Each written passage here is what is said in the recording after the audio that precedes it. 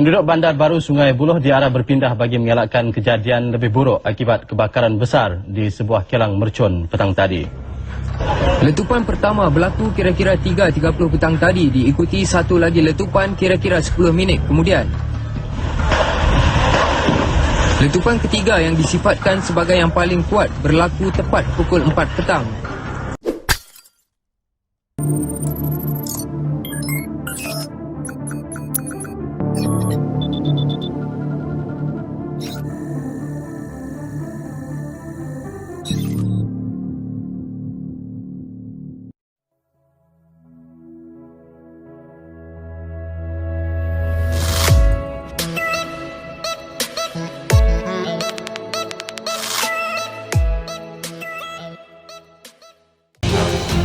Bunga api dan mercun merupakan item utama perayaan di Malaysia suatu ketika dulu. Namun kini ianya telah diharamkan disebabkan terjadinya pelbagai kecelakaan dan kemalangan jiwa. Tragedi demi tragedi berlaku, tetapi tragedi letupan dan kebakaran kilang mercun Bright Sparklers menjadi punca utama.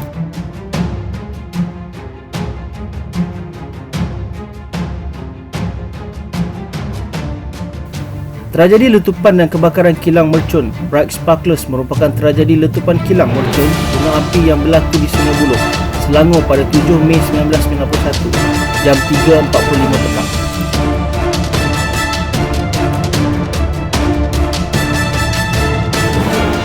Kilang mercun berkenaan dipercayai terbakar dan menghasilkan letupan gergasi yang boleh didengari sejauh 7 km dari tempat kejadian.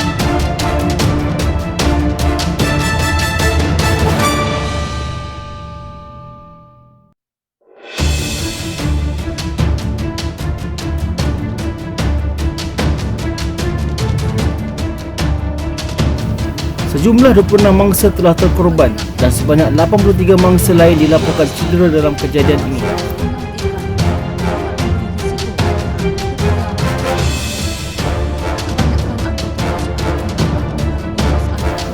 Letupan ini telah meranakkan sebanyak 200 kediaman penduduk di sekitar kilang tersebut serta tingkap-tingkap rumah di sekitar kawasan Sungai Buloh sehingga bandar, Seri Majalara dan Selayang pecah.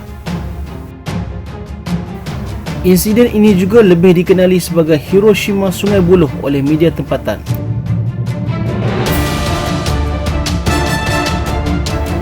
Kekuatan letupan dan kesan kemusnahan yang dihasilkan berikutan ledakan menggegarkan itu diibaratkan seakan-akan peristiwa bom atom dijatuhkan pesawat Amerika ke wilayah Jepun itu pada Perang Dunia Kedua.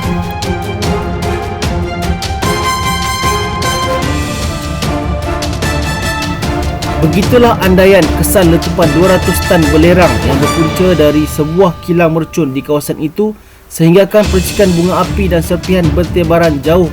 Malah kesan gegaran dirasai sehingga 7 km dari lokasi tragedi. Berita tragis itu bermula kira-kira jam 3.45 petang apabila tanpa diduga secara tiba-tiba saja satu letupan besar terhasil dari satu kawasan di dalam kilang itu. Kekuatan letupan itu memang menakutkan. Ia menggegarkan kawasan sekeliling menyebabkan banyak rumah runtuh atau terbakar. Bukan sekadar rumah sahaja, beberapa kilang termasuk kilang makanan haiwan, kilang papan dan kilang bahan pewarna makanan yang berada berdekatan turut terbakar. Berpuluh kenderaan termasuk kereta dan motosikal musnah. Keadaan kelam kabut terus berlaku apabila penduduk dan beberapa pihak yang berada berhampiran kilang melarikan diri bagi mengelak terkena serpihan batu, batang kayu dan besi yang berterbangan akibat letupan itu selain bahang api. Beberapa pihak yang gagal menyelamatkan diri akhirnya cedera terkena serpihan dan api itu.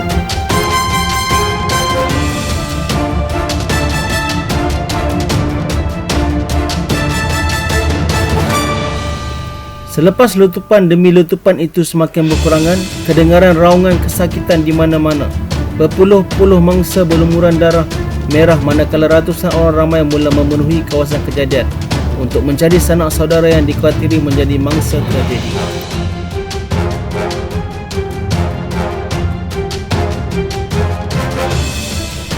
Tangisan dan raungan semakin kuat kedengaran tak kala melihat keadaan ngeri mangsa yang rentung dan sudah tidak lengkap anggota badan dibawa keluar dari bangunan kilang yang hangus terbakar. 8 jentera bomba termasuk 2 dari kamp tentera Sungai Buloh Wilayah Persekutuan 2, Petaling Jaya 2 dan masing-masing sebuah dari Damansara Utama dan Shah Alam tiba seketika kemudian untuk memadamkan kebakaran dan menyelamat mangsa. Walaupun kebakaran sudah dipadamkan, anggota bomba tidak dapat meneruskan operasi mencari mangsa dengan mudah kerana kuatir letupan akan kembali berulang berikutan masih ada 3 tempat simpanan letupan bawah tanah di kilang itu.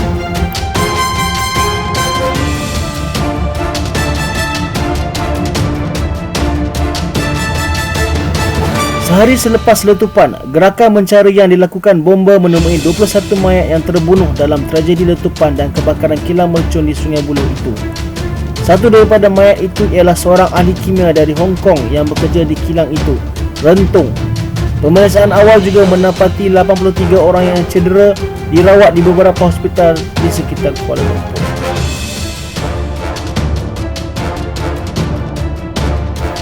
Pada 16 Mei, pihak berkuasa melancarkan operasi Api Buloh untuk membersih dan memindahkan sisa bahan kimia dari kilang berkenaan.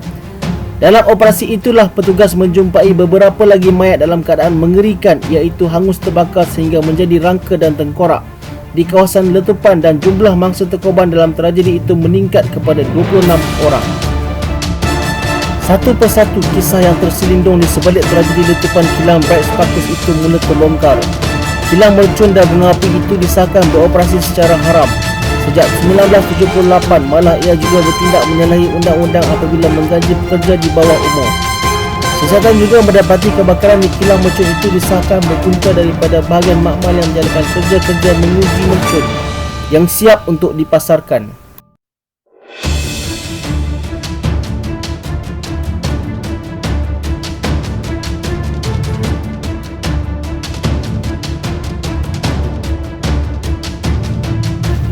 Ia berpunca daripada kelalaian pihak kilang yang menjalankan ujian bunga api di luar tempat khas sehingga terkena longgokan simpanan mercun dan bunga api yang terletak berhampiran.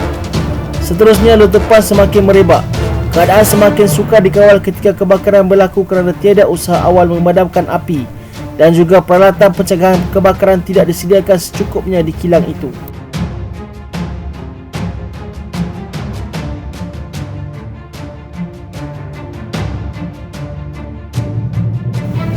Semoga tragedi ini menjadi pengajaran untuk semua rakyat Malaysia. Sedikit kecuaian boleh menjadi punca tragedi yang besar sehingga meragut nyawa.